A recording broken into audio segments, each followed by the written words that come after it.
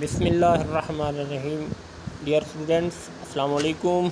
امید ہے آپ سب خیر و عافیت کے ساتھ ہوں گے۔ بیٹا آج ہمارا لیکچر نمبر 15 نظام دوران خون کا دوسرا لیکچر ہے، اور آج کے لیکچر میں ہم اپنا ٹاپک نظام دوران خون کمپلیٹ کریں گے۔ پچھلے لیکچر نمبر 14 میں ہم نے نظام دوران خون کے بارے میں ڈسکس کیا تھا۔ اس میں جو ہمارے پاس سوال تھا وہ یہ تھا کہ نظام دوران خون سے کیا مراد ہے، اس نظام میں کون کون سے اعضاء حصہ لیتے ہیں، وضاحت کریں، یا انسانی جسم کے کون کون سے اعضاء دوران خون میں کام کرتے ہیں۔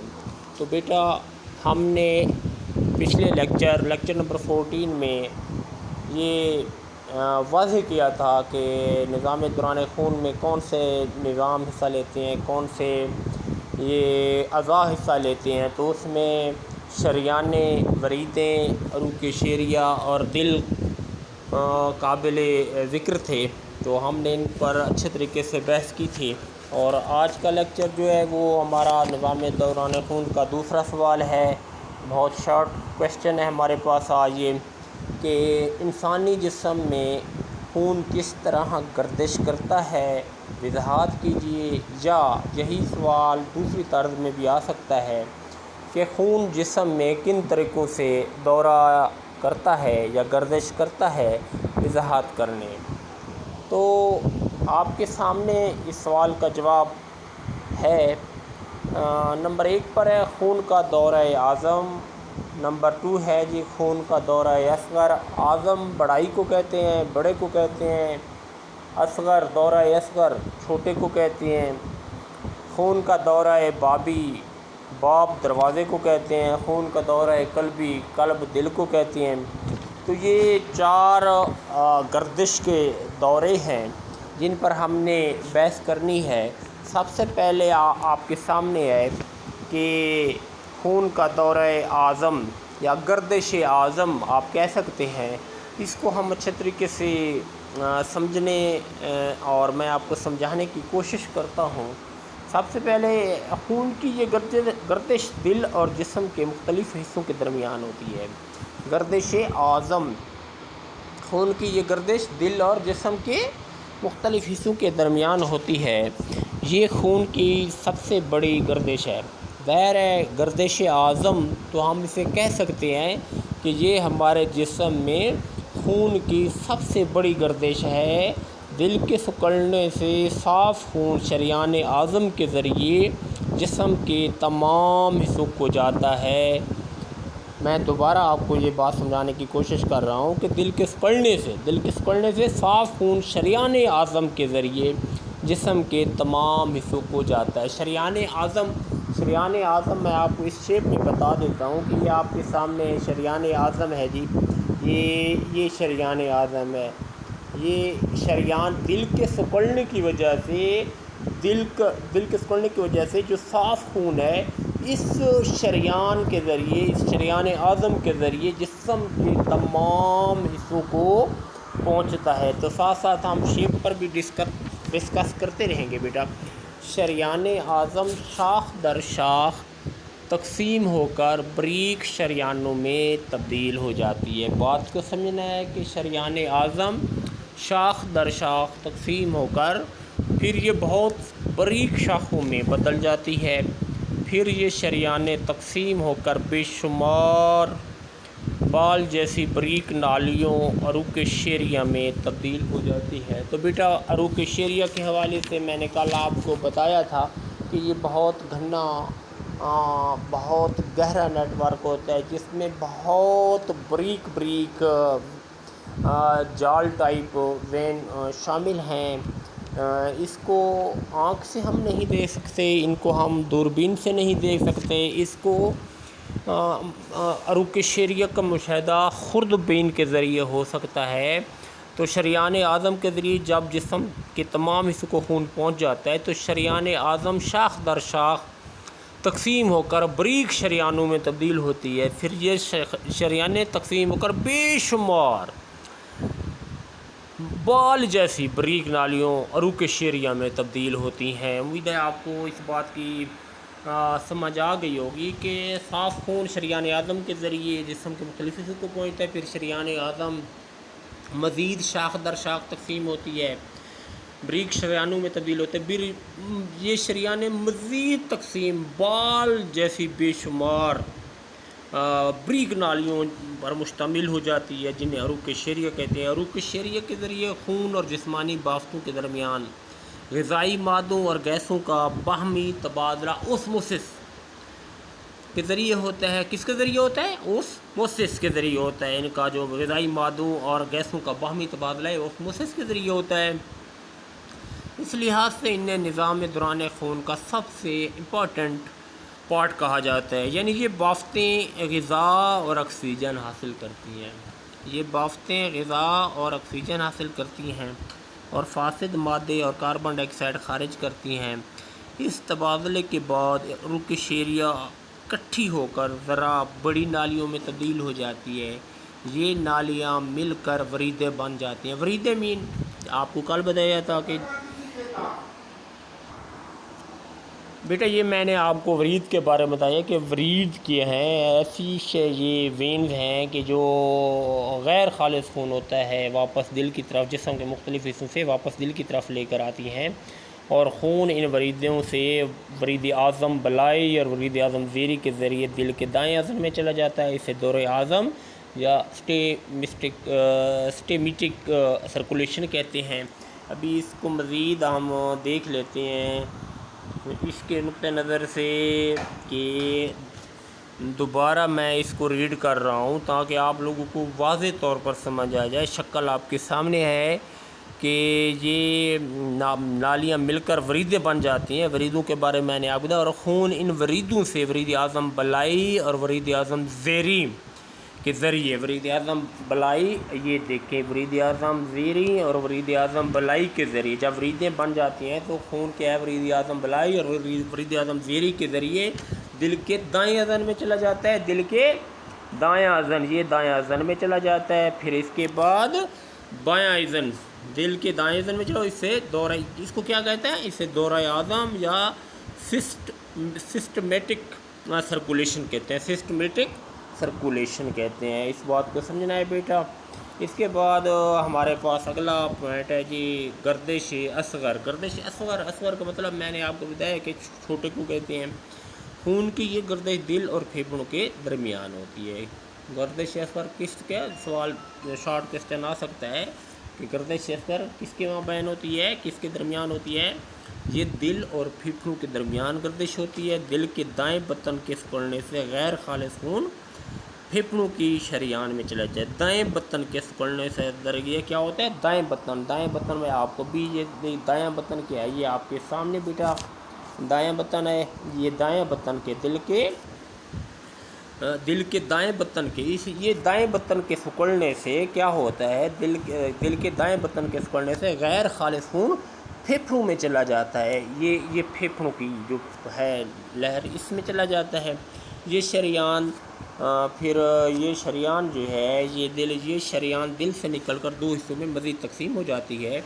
ایک شاخ دائیں اور دوسری شاخ بائیں پھیپھڑوں میں چلی جاتی ہے۔ پھر یہ شاخیں شاخ در شاخ تقسیم ہو کر پھیپھڑوں کے اندر عروق شعریہ میں تبدیل ہو جاتی ہیں۔ عروق شعریہ کا پھر ذکر آ گیا ہے۔ اس کے علاوہ سانس کی نالیاں اتنی باریک ہوتی ہیں کہ بغیر خوردبین کے نظر نہیں آتی۔ آخر میں یہ نالیاں ہوا کی تھیلیوں پر ختم ہوتی ہیں۔ یا کس کی تھیلیوں پر؟ آخر میں یہ نالیاں ہوا کی تھیلیوں پر، ہوا کی نالیوں کے ارد گرد عروق شعریہ کا جال بچھا ہوتا ہے۔ پھر ہوا کی نالی جو ہوتی ہے اس کے ارد گرد بھی بہت سی عروق شعریہ کا بریک جالوں کا ایک مجموعہ ہوتا ہے جن میں غیر خالص خون ان میں غیر خالص خون ہوتا ہے عروق شعریہ میں۔ جب ہم سانس لیتے ہیں آکسیجن کافی مقدار میں ان ہوا کی تھیلیوں میں داخل ہو کر چند سیکنڈ کے لیے رکتی ہے۔ ان تھیلیوں اور عروق شعریہ کے درمیان بہت باریک دیواریں ہوتی ہیں، اور جہاں گیسوں کا باہمی تبادلہ ان پتلی دیواروں میں ہوتا ہے، یعنی ہوا کی تھیلیوں سے آکسیجن عروق شعریہ میں گیا ہے۔ ہوا کی تھیلیوں سے آکسیجن کس میں تبدیل ہوتی ہے؟ عروق شعریہ میں شامل ہوتی ہے، جس سے خون صاف، سرخ اور چمکدار ہو جاتا ہے۔ اور عروق شعریہ میں غیر خالص خون، کاربن ڈائی آکسائڈ اور دیگر فاسد مادے ان دیواروں سے نکل کر ہوا کی تھیلیوں میں داخل ہوتے ہیں اور وہاں سے سانس کے ذریعے باہر نکل آتے ہیں۔ تو ان تمام جو مراحل ہیں ان کو گردش اصغر کہتے ہیں۔ نمبر 3 ہمارے پاس ہے جی گردش بابی۔ گردش بابی کیا ہے جی؟ گردش بابی کو دیکھ لیتے ہیں۔ گردش بابی یہ گردش اعظم کا ایک ضمنی حصہ ہے، ایک چھوٹا سا حصہ ہے گردش بابی گردش اعظم کا ایک۔ گردش اعظم کیا ہے؟ سب سے بڑی گردش جو ہمارے جسم میں خون کی سب سے بڑی گردش ہوتی ہے اس کو گردش اعظم کہتے ہیں۔ گردش اعظم کا ایک چھوٹا سا حصہ، ایک چھوٹا سا جزو ہے گردش بابی۔ شریان اعظم کی کچھ شاخیں معدہ، لبلبہ، تلی اور انتڑیوں کو خون تک پہنچاتی ہیں۔ انتڑیوں کو خون پہنچاتی ہیں۔ یہ خون ان سے گزر کر ورید اعظم میں زیریں میں جانے کے پورٹل وین کے ذریعے جگر میں داخل ہوتا ہے۔ یہ خون چونکہ انتڑیوں سے ہو کر آیا ہوتا ہے اس لیے یہ غذائیت سے بھرپور ہوتا ہے۔ اس دوران خون میں کچھ غذائی مادے گلائکوجن جگر میں جمع ہو جاتے ہیں اور باوقت ضرورت کیا ہے کہ جب انسان بہت زیادہ مریض ہو جاتا ہے، فاقہ، سخت ورزش اور کام وغیرہ یہ پوائنٹ آ جاتے ہیں تو خون میں شامل ہوتے رہتے ہیں۔ پھر جگر سے ایک اور ہیپوٹک وین کے ذریعے خون ورید اعظم زیریں میں چلا جاتا ہے۔ ہیپوٹک وین کے ذریعے کیا ہے جی؟ ورید اعظم زیریں میں چلا جاتا ہے۔ ہیپوٹک وین کا جہاں ذکر نہیں آیا ہے تو مزید یہ ہیپوٹک وین کے ذریعے خون ورید اعظم زیریں میں چلا جاتا ہے، وہاں سے سیدھا دل کے دائیں اذن میں چلا جاتا ہے۔ اس سے جگر کا دوران خون بھی کہتے ہیں۔ تو گردش بابی کیا ہے؟ جو جگر کا دوران خون بھی کہتے ہیں سملر۔ تو یہ گردش اعظم کا ایک چھوٹا سا جزو ہے۔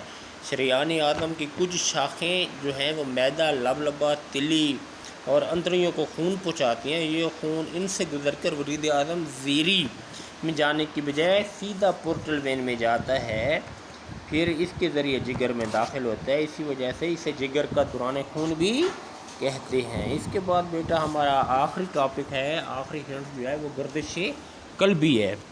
گردش قلبی کیا ہے؟ یہ گردش دل اور دل کے عضلات کے، قلب سے کیا مراد ہے؟ دل۔ تو یہ گردش کن کے مابین ہوتی ہے؟ یہ گردش دل اور دل کے عضلات کے درمیان ہوتی ہے، اس لیے اسے گردش قلبی کہتے ہیں۔ یہ گردش دل اور دل کے عضلات، یہ آپ تھوڑا سا اس کو یاد بھی کر لیں ساتھ ساتھ۔ یہ گردش کن کے درمیان؟ یہ گردش دل اور دل کے عضلات کے درمیان ہوتی ہے۔ یہ گردش دل اور دل کے عضلات کے درمیان ہوتی ہے تو اس کو کیا کہتے ہیں؟ اس لیے اسے گردش قلبی کہتے ہیں۔ دل کے عضلات کو بھی آکسیجن اور غذائیت کی، دل کے جو عضلات ہیں ان کو کیا چاہیے؟ عضلات کے بارے میں نے آپ کو بتایا کہ ہمارے جلد کے اندر جو تہہ کی گوشت کی تہیں موجود ہیں انہیں عضلات کہتے ہیں۔ تو دل کے عضلات کی ہیں جی یہ گردش، جو گردش قلبی ہے یہ گردش دل اور دل کے عضلات کے درمیان موجود ہوتی ہے، اس لیے اسے گردش قلبی کہتی ہیں۔ دل کے عضلات کو بھی آکسیجن اور غذائیت کی ضرورت ہے۔ جو دل کے عضلات ہیں ان کو بھی آکسیجن اور غذائیت کی ضرورت ہوتی ہے تاکہ یہ اپنا کام بخوبی سر انجام دے سکیں۔ یہ بالکل مختصر سی گردش خون ہے۔ گردش قلبی کیا ہے جی؟ جس طرح گردش اعظم بہت بڑی گردش ہے جو ہمارے جسم میں سب سے بڑے دوران خون کی گردش ہے، پھر اس کے بعد ہے گردش، یہ بھی آپ کے سامنے گردش بابی، یہ دور اعظم کا چھوٹا سا جزو ہے۔ تو اور سب سے چھوٹا جزو کون سا ہے؟ یہ بالکل گردش قلبی جو مختصر گردش خون کا ایک سرکل ہے۔ سب سے پہلے شریان اعظم سے 2 شاخیں نکلتی ہیں۔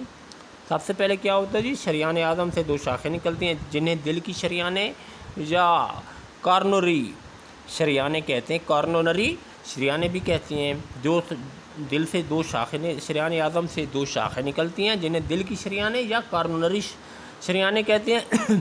یہ دل کے عضلات، یہ دل کے دائیں عضلات کو اور دوسری دل کے بائیں عضلات کو خون مجسر کرتی ہے۔ کیا ہے جی؟ شریان اعظم سے جو 2 شاخیں نکلتی ہیں، شارٹ کوسچن کے حوالے سے بھی آپ یہ ذہن نشین کر لیں کہ شریان اعظم گردش قلبی میں شریان اعظم سے 2 شاخیں نکلتے ہیں جنہیں دل کی شریانیں کہتے ہیں یا کارنونری شریانیں کہتے ہیں۔ یہ دل کے دائیں عضلات کو یہ ایک شریان کیا کرتی ہے، یہ دل کے دائیں عضلات کو اور دوسری دل کے بائیں عضلات کو خون مہیا کرتی ہے۔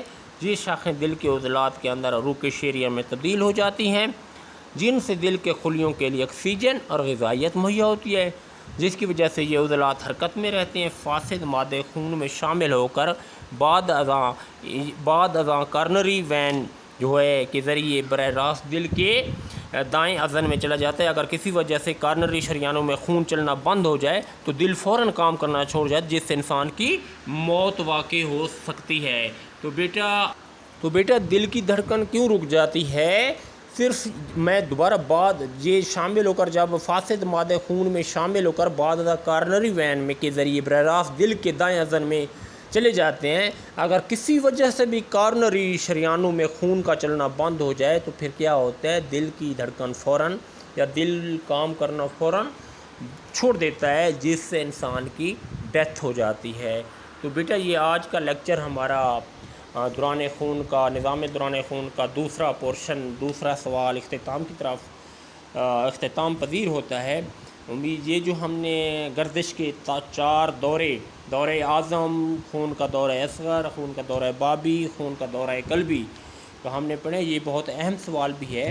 اگر دوران خون کے حوالے سے سوال آئے کہ نظام دوران خون پر نوٹ لکھیں تو پھر آپ لوگوں نے کیا کرنا ہے کہ اس میں شریان وریدیں، عروق شعریہ اور دل پر بھی بحث کرنی ہے، دل کے حوالے سے بھی رائٹ کرنا ہے، اور اس کے ساتھ ساتھ آپ نے ان کو جو دوران خون کے حوالے سے گردش کے دورے ہیں ان پر بھی آپ لوگ نے بحث کرنی ہے۔ خون کا دورہ اعظم ہے، خون کا دورہ اصغر ہے، خون کا دورہ بابی ہے، خون کا دورہ قلبی ہے۔